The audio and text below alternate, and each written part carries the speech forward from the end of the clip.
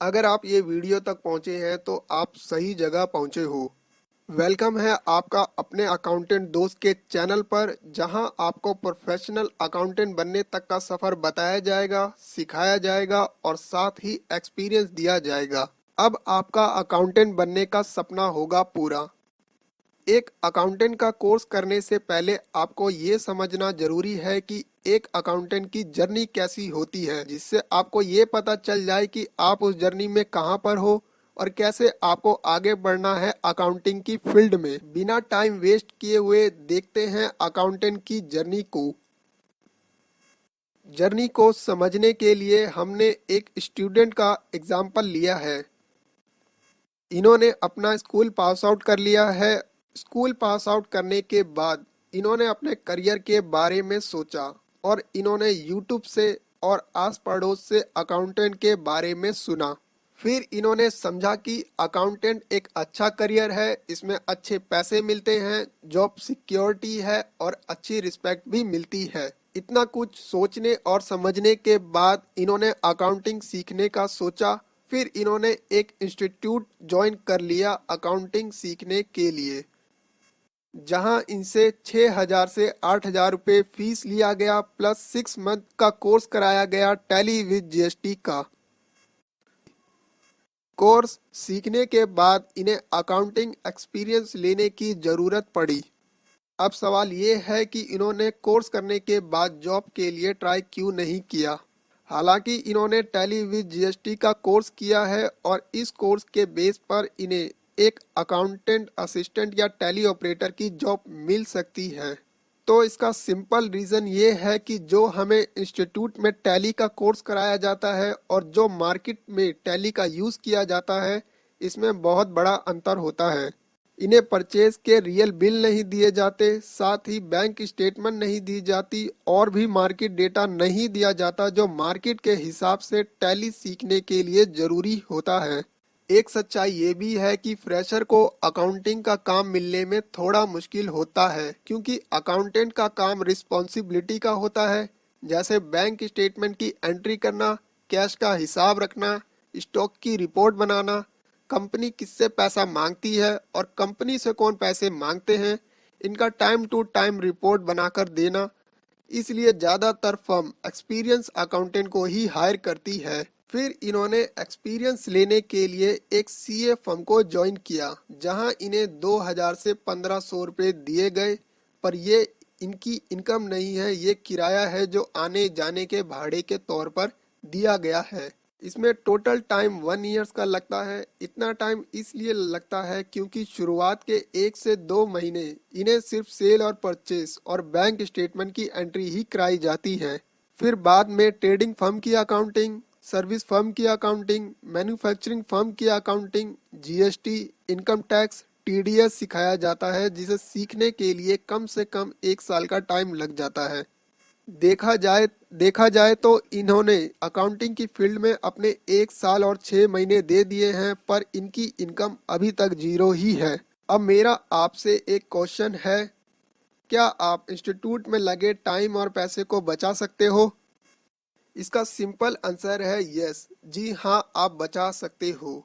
मैं आपको complete tally with GST का कोर्स करवाऊंगा, जिसमें आप टैली ईआरपी 9 सीखोगे, जिसे सीखने के बाद आप टैली में हर वह चीज़ सीख जाओगे जो कि टैली में एक अकाउंटेंट को आना चाहिए।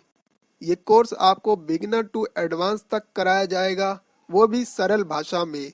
यदि आप कॉमर्स बैकग्राउंड के नहीं भी हो, तब भी आपको ये कोर्स इजीली समझ में आ जाएगा। विद जीएसटी और मार्केट डेटा के साथ आपको मार्केट की रियल डेटा की कॉपी दी जाएगी, जिससे आप रियल अकाउंटिंग सीख पाओगे। How to calculate tax.